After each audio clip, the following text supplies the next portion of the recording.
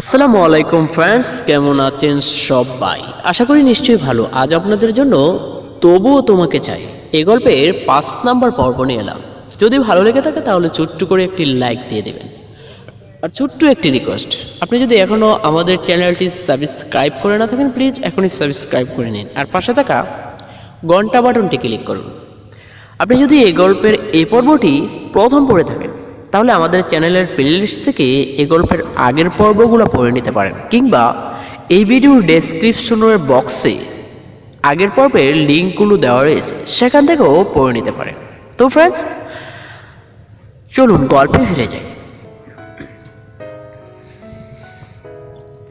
তোহা একা একাই রান্না করে টুকটুক করছে। রাত তো জানে না, কিন্তু রাতবেটাকে শেষে মেহের এসে চিকেন আর ইলিশ মাছ রান্না করো। তো হালকা পাতলা সাহায্য করছে কেবল। এদিকে দুপুরে নির্ণয়ের বাবা মা বাসায় ফিরে আসে। মুখের দিকে তাকানো যাচ্ছে না তাদের। বাবা মা ফেরার পর নির্ণয় দ্রুত ড্রয়িং রুমে এসে জানতে চায় সেখানে কি হয়েছে। শেষে নির্ণয়ের মা বলল, দিদি আমারে তো সেম কথাই বলেছে। ওর হাতের শিরা কেটে ফেলেছে আমাদের সামনে। ওকে হাসপাতালে ভর্তি করে আসছে এই লেজ হলো। রিদি তোকেই চায়, সেটা যে কোনো মূল্যে। মাথায় হাত দিয়ে নির্ণয় বলল, মা ও কি পাগল হয়ে গেছে? কি সমস্যা ওর? এসব কেন করছে? নির্ণয়ের মা বলল, জানি না ও কি করছে, তুই বরং এক কাজ কর, ছুটি নিয়ে কটা দিন বাহির থেকে ঘুরে আয়। তোকে নিয়ে যা সাথে করে, এক্সাম তো শেষই। নির্ণয় বলল, এখন কি আমার ঘুরতে যেতে ভালো লাগবে আপু? নির্ণয়ের আব্বু বলল, কিন্তু কিছু তো আর করার নেই, রিদির বাবা মা তোকেই ব্ল্যাম করবে। এর চেয়ে ভালো কোথাও টিকিট কেটে ঘুরে আয়, আমি ব্যবস্থা করে দিচ্ছি। নির্ণয় বলল, আচ্ছা আব্বু, যা ভালো মনে হয় করো। তুহার বাবা মাকে খেতে দিল। নির্ণয় খাবে না বলে আবার জেদ করছে। তুহা শেষে নির্ণয়কে জোর করে খাওয়ায়। খাওয়া শেষে নির্ণয় ভাবে রাঙামাটি যাওয়া যায়, যেখানে দুর্ঘটনাবশত নির্ণয়ের সাথে তুহার প্রথম দেখা হয়েছিল। আবু নির্ণয়কে রাঙামাটি যাওয়ারই টিকিট কেটে দেয়। তুহা জামা কাপড় গোছাচ্ছে, আর নির্ণয় ভাবছে রিদি এমন অস্বাভাবিক আচরণ কেন করছে। রাত 10টায় টিকিট পেল নির্ণয়ের বাবা। নির্ণয় অফিসে বসে ছুটি নিয়েছে। এ চাকরি গেলেও সমস্যা হবে না, কারণ এটাই নির্ণয়ের শখের চাকরি। রাত 9:30টায় তোহা বোরকা পরে তৈরি, আর নির্ণয় শার্ট পরেছে। নির্ণয়ের মা কাছে, ছেলে মেয়ে দুটোকে একা যেতে হচ্ছে। কি জানি কি করবে সেখানে গিয়ে। তোহা আম্মুকে কাঁদতে না বলে বেরিয়ে যায়। নির্ণয় ট্রলি ব্যাগ রিক্সায় উঠিয়ে বাবা মাকে বিদায় জানিয়ে বাস স্ট্যান্ডের দিকেই রওনা দেয়। তোহার নির্ণয়কে বলছে, কথা বলছেন রিদিয়াপুর সাথে? নির্ণয় বলল, মাথা খারাপ? ওর সাথে এখন যদি আমি নিজে ফোন দিয়ে কথা বলি, ও জাস্ট আমায় খুন করবে। বুড়ো কোচকে তোহা বলল, এজন্য হয়তো ইসলাম বলে হারাম রিলেশনশিপ হারামই থাকে, কখনো হালাল হয় না। বুড়ো কোচকে নির্ণয় বলল, মানে? তোহা বলল, রিদিয়াপুর চকলেটি ঠোঁট দেখে আপনি প্রেমে পড়েছিলেন, মেহের বলল। এটাকে কি প্রেম বলে? আপনি জানেন না, বাহিরের উলঙ্গ মেয়েরা যতই ভদ্রতার লেবাস পড়ুক আর যতই নিজেকে সেলফ ইন্ডিপেন্ডেন্ট মনে করুক, আসলে তারা তা না। প্রমাণ আপনি নিজেই পেলেন। যদি আজকে রিদিয়াপু পরিপূর্ণ ইসলামিক নিয়ম অনুযায়ী চলে ভার্সিটিতে যেত, তবে কি আপনি তার প্রেমে পড়তেন? বন্ধুত্ব হতো আপনাদের? হতো এসব ঝামেলা? কখনোই হতো না। হারামকে হালাল করার প্রচেষ্টায় আমরা প্রেম করি। যদি এর প্রতিবাদ করতে যায় কেউ, তাহলে বলে, আরে ভাই, প্রেম তো করছি বিয়ের উদ্দেশ্যে, এতে আপনার সমস্যা কি? যদি তাদের পাল্টা বলা হয় যে তাহলে খাঁটি হওয়ার উদ্দেশ্যে আগুনে হাত রাখুন, তারা রাখবে না। কারণ তারা জানে আগুনে হাত রাখলেই পুড়ে যাবে। আর আমরা জানি আগুনে পুড়েই সোনা খাঁটি হয়। এখন হয়তো আপনি বলবেন, হাত কি স্বর্ণ নাকি? তবে আমি বলবো, মেয়েরা কি প্রেম করার বস্তু নাকি? প্রেম তো বিয়ের পরে যায়। বিয়ের আগে 14 জনের সাথে ডলাডলি আর একজনকে সব মিলিয়ে দেওয়া কি প্রেম? তোমার কথা শুনে রিক্সাওয়ালা মুচকি মুচকে আসছে। নির্ণয় ভাবছে, এমনি এত বড় করে থেকে হলো। রিক্সা থেকে নেমে নির্ণয় হাতের বাম পাশ থেকে হাঁটা শুরু করলো। এটা দেখে তোহা বলল, ডান পাশ দিয়ে হাঁটুন, ডান পাশে দিয়ে হাঁটুন শূন্য। পরে নির্ণয় ডান পাশ দিয়ে হেঁটেই বাসে উঠল। কিছুক্ষণের মধ্যেই বাস ছাড়ল। বাসে উঠে তোহা দেখলো কতগুলো মেয়ে যাচ্ছে, টাইপ ড্রেস পরে বাসে উঠে বসে আছে আর হই হুল্লোড় করছে। তোহাদের সিট পেছনে। তোহা জানালার দাঁড়ে বসলো আর নির্ণয় ব্যাগ উপরে উঠিয়ে তোহার বাসে বসে নির্ণয় বলল, কি খাবে, নিয়ে আসি? তোহা বলল, চিপস আর জুস আনলেই হবে। নির্ণয় বলল, আচ্ছা তুমি বসো, আমি আসছি। নির্ণয় বাস থেকে নেমে যায়। তোহা বাসে একা একাই বসে আছে। পাশের সিটের ছেলেটা তোহার দিকে বারবার তাকাচ্ছে। পা থেকে মাথা পর্যন্ত তোহা সব টাকা, কিন্তু তাকিয়ে কি দেখছে সেটাই তোহা বুঝতে পারছে না। কিছুক্ষণ পর ছেলেটা বলল, আপু, উনি কি আপনার হাজব্যান্ড? তোহা বিরক্ত হয়ে বলল, জি। ছেলেটি বলল, আজকাল আপনার মতো পদ্রাশীল মেয়ে দেখা যায় না। ভাইয়া অনেক লাকি আপনাকে পেয়েছে বলে। সামনে মেয়েগুলোর অবস্থা দেখে আমি পেছনে এসে বসলাম। তোহা বলল, ও। ছেলেটা তোহার সাথে আর কথা বলল না।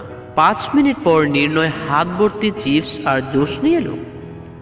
তোহার কোলে সব দিয়ে নির্ণয় সিটে বসে নির্ণয়ের বসার পর তোহা বলল, খেতেও তো পারবো না এখন। নির্ণয় বলল, কেন? তোহা বলল, পাশের লোকটা দেখবে আমাকে, নিকাব খুলতে পারবো না। নির্ণয় বলল, আচ্ছা তুমি খাও, আমি আড়াল করে বসি। নির্ণয় একটু বাঁকা হয়ে বসে আর তোহা নিকাব খুলেছে। নিকাব খোলার পর নির্ণয় বলল, একটু সাজো নাই তুমি? তোহা বলল, না, ভালো লাগে না আমার সাজতে। নির্ণয় বলল, আমি ভালো লাগা দিবে না, স্বামীর জন্য সাজলে কিছুই হয় না। তোহা বলল, হ্যাঁ। তোহা খাচ্ছি আর মাঝে মাঝে নির্ণয়ের মুখের 2-1টা চিপস পড়ে দিচ্ছে। খাওয়ার শেষে তোহা আবার নিকাব লাগিয়ে ফেলে। এর মাঝে গাড়িও ছেড়ে দিয়েছে। জানালা খুলে দিয়ে তোহা বলল, আহ কি বাতাস, ঘুমিয়ে যেতে ইচ্ছে করছে, বালিশ লাগতো একটা। নির্ণয় বলল, আমার কাঁধে ঘুমাও। তোহা বলল, না, আপনার কাজ শক্ত, ওখানে ঘুমানো যায় নাকি? বুড়ো কুচকে নির্ণয় বলল, যায় নাকি দেখবে? তোহা বলল, হ্যাঁ দেখান। তোহার মাথার নির্ণয়ের গায়ের উপর রাখলো। এরপর তোহা আরো কাছে গেল নির্ণয়। তোহার কাছে গিয়ে নির্ণয় বলল, ঘুমানো যাবে? তোহার লজ্জায় পেয়ে বলল, যাবে। নির্ণয় বলল, এত লজ্জা কই পাও তুমি? তুমি ঘুমাও। তোহা বলল, আপনি কি করবে? নির্ণয় বলল, চাঁদ দেখি বসে বসে। তোহা বলল, আমিও দেখব। নির্ণয় বলল, এভাবে চাঁদ দেখা যায় না, আরো সুন্দর করে দেখতে হবে। নির্ণয় বলল, কি করি? নির্ণয় তোহার হাত নির্ণয়ের বুকে রাখলো। তোহা ভয় পেয়ে গেল। নির্ণয় বলল, আস্তে, ভয় পাও কেন? আমি কি তোমাকে খেয়ে ফেলবো? তোহা বলল, কেমন যেন লাগে আমার। তোহাকে সাইড হ্যাক করে নির্ণয় বলল, প্রথম প্রথম লাগবেই, এইবার বাইরের দিকে চাঁদ দেখো। তোহা বলল, এমন সুখের অনুভব আমি কখনো করিনি। নির্ণয় বলল, আমার জন্য করতে পারছো? হা হা হা। গাড়ি চলছে নিজ গতিতে আর চাঁদটা মনে হচ্ছে গাড়ির সাথেই দৌড়াচ্ছে। রাত 12টার পর গাড়ির সব বাতি বন্ধ করে দেওয়া হয়। পরিবেশটা একদম শান্ত হয়ে যায় তখন। তোহার নির্ণয়ের কাঁধেই ঘুমিয়ে যায়। নির্ণয় প্রথম তোহার কপালে একটা চুমু দেয়। তোহা বুঝতে পারে না, কারণ ও গভীর ঘুমে। তোহার হাত নির্ণয়ের হাতের মুঠোই বন্দি। এখন নির্ণয়ের একটাই কাজ, তোহার মনটাকে ওর নির্ণয়ের মাঝে বন্দি করে ফেলা। তোহার নিকাবটা বাতাসে উড়ে নির্ণয়ের মুখের উপর বাড়ি খাচ্ছে। নির্ণয় পরে নিকাবটা নিজের হাত দিয়ে আটকে ফেলে। তোহার মাথার উপর নিজের মাথা রেখে নির্ণয়ও ঘুমিয়ে যায়। খানিক বাদে নির্ণয়ের ঘুম থেকে উঠে পড়ে। নির্ণয় দেখে পাশের ছেলেটাও ঘুমোচ্ছে আর বাসা কোনো একটা গ্রামের মধ্যে দিয়ে পাস করছে। গ্রামের ছোট্ট খালের উপর জিজি পোকার ভরপুর। নির্ণয় এটা বেশ এনজয় করছে, কিন্তু বাচ্চা ঘুমাচ্ছে বলে দেখতে পাচ্ছে না, এজন্য আফসোস হচ্ছে নির্ণয়।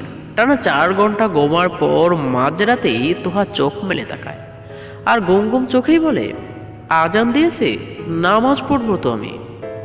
সোজায় বসে তোহা বল। নির্ণয় বলল, তোহা তুমি গাড়িতে, আর আদান এখন দেয়নি। তোহা বলল, ও ভুলে গিয়েছিলাম। নির্ণয় বলল, ক্ষুধা লেগেছে? তোহা মাথা নিচু করে বলল, হ্যাঁ। নির্ণয় বলল, আমন আর নুডলস রেঁধে দিয়েছিল, খাবে? তোহা বলল, হ্যাঁ। নির্ণয় ব্যাগ থেকে নুডলসের বাটিটা বের করে তোহার হাতে দেয়। তোহা খাচ্ছে, কিন্তু নির্ণয়কে সাথে না। শেষে নির্ণয় নিজেই বলল, খাবো না আমি। তোহা বলল, সরি, এই নিন আপনারটা। বাটিটা নির্ণয়ের হাতে দিয়ে তোহা বাইরের শান্ত পরিবেশটা দেখছে। নির্ণয় অল্প একটু খেয়ে আবারও তোহাকে দিয়ে দেয় বাটিটি। নির্ণয় বলল, আর খাবো না তো আমি। তোহা বলল, শেষ করো পাগলি। মুখ বাঁকিয়ে তোহা বলল, আমি পাগলি নই। নির্ণয় বলল, আচ্ছা তুমি পাগলও নয়, খাও এখন। নির্ণয় বলল, আচ্ছা দিন। খাওয়া শেষ করে নির্ণয় বক্সটা ব্যাগে ঢুকিয়ে রাখে। অনেকটা পথ এখনো বাকি। খাওয়া দাওয়া শেষে তোহার মুখটা চুপসে যায়। নির্ণয় জিজ্ঞেস করে, কি হলো? তোহা বলল, কিচ্ছু না। খানিকটা নর্মাল হওয়ার চেষ্টা করলো তোহা। নির্ণয় বলল, কিছু কি হয়েছে? তোহা বলল, না। এইদিকে তোহার যে খুব জোর প্রকৃতির ডাক, এটা নির্ণয়কে বোঝাবে। নির্ণয়কে তো ভুলেও বলা যাবে না। 15 মিনিট পর তোহা কান্না শুরু করে দেয়। নির্ণয় আবারও বলল, কাজ সুজে, কি হয়েছে তোমার, বলো আমার। কেঁদে কেঁদে তোহা বলল, আমার না এক পিস। নির্ণয় বলল, এক কি তোহা? হেই, তুমি কি ওয়াশরুমে যাবা? তোহা বলল, হ্যাঁ। এইবার তোহা ফ্যাচ করে কেঁদে দেয়। নির্ণয় বলল, ও নো, কেঁদো না তুমি, দাঁড়াও আমি দেখছি। নির্ণয় উঠে গিয়ে কন্ট্রাক্টরের সাথে কথা বলে, এই মাঝ গ্রামে গাড়ি থামানো একদমই যাবে না বলে জানিয়ে দেয় ড্রাইভার। সামনে কোনো বাজার পড়লে সেখানে থামাবে তারা। এদিকে নির্ণয় ওনাদের বোঝানোর চেষ্টা করছে। শেষে ড্রাইভার পরিস্থিতি বুঝতে পেরে গ্রামের পাশেই গাড়ি দাঁড় করায় 10 মিনিটের জন্য। নির্ণয় তোহাকে নিয়ে বাস থেকে বের হয়, আর বাকিরা বাস থেকে একটু নামে। রাত তখন 3:45। রাস্তার চারপাশে তাল গাছ আর সুপারি গাছে পড়া। তোহা এসব দেখে লা ইলাহা আনতা সুবহানা পড়া শুরু করে দেয়। ও জানে যে তাল গাছে ভূত থাকে। রাস্তার পাশেই একটা পাকা বাড়ি। সে বাড়িতে গিয়ে নির্ণয়ের নক করল। একজন পুরুষ এসে দরজাটা খুলল। এরপর নির্ণয় সব বলার পর ওদের ঘরে ঢুকতে দিয়ে ওয়াশরুম দেখিয়ে দিল। কিছুক্ষণ পর তোহা বেরিয়ে আসলো। এরপর তাদের ধন্যবাদ জানিয়ে রাস্তায় এসে আবার নির্ণয়ের হাত ধরল। পায়ের সাথে গাছের ডাল জড়িয়ে যাওয়ায় তোহা চিৎকার করে নির্ণয়কে জড়িয়ে ধরে পড়ে। ও ভেবেছে ভূত হয়তো। তোহার চিৎকার শুনে বাকিরা ওদের দিকে তাকিয়ে থাকে, কেউ কেউ হেসেও দেয়। নির্ণয় বলল, তোহা ওটা একটা ডাল, ভূত না, চলো বাস ছেড়ে দেবে। তোহা বলল, আমার ভয় করছে অনেক, প্লিজ আমি যাব না। রীতিমতো ভয়ে ঠক করে কাঁপছে। নির্ণয় বলল, তোহা এত ভয় পাচ্ছ কেন? দেখো তুমি, এটা একটা গাছের শুকনো ডাল। তোহা কিছুতেই চোখ খুলছে না, আর নির্ণয়কেও ছাড়ছে না। শেষে নির্ণয় বাধ্য হয়ে বালিকা বধূকে কোলে নিয়ে বসানো উঠল। সবাই বলল, হাউ রোমান্টিক দে আর। বাসের সিটে বসেও তোহা কাঁপছে। তোহাকে পানি খাওয়ালো নির্ণয়। একজন মহিলা আয়াতুল কুরসি পরে ফু দিলেন। খানিক বাদে তোহা চোখ খুললো আর ভয় কমালো। তোহার চোখ লাল হয়ে গেছে ভয়, চোখ পানি টলমল করছে। নির্ণয় বলল, কোনো ভূত ছিল না, ওটা গাছের একটা শুকনো ডাল ছিল।